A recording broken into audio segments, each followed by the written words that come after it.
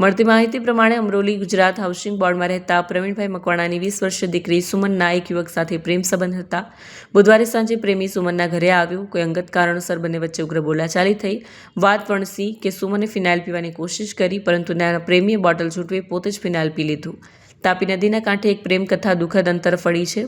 સાંજે પ્રેમી યુગલ વચ્ચે ઝઘડો થયો. ઝઘડા દરમિયાન પ્રેમીએ સુમનની સામે જ ફિનાઇલ પીધું, જેના કારણે ગંભીર હાલતમાં એને સારવાર માટે ખસેડાયો. આ ઘટનાએ સુમનને માનસિક રીતે ભાંગી નાખી. રાત્રે તે ઘરેથી નીકળી ગઈ અને તાપી નદીમાં ઝંપલાવી દીધું.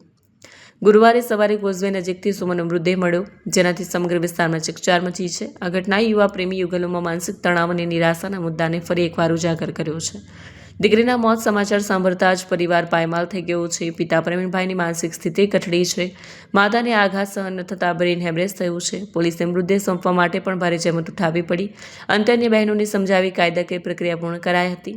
ચોક બજાર પોલીસે હાલ અકસ્માતનો ગુનો નોંધીને તપાસ શરૂ કરી છે.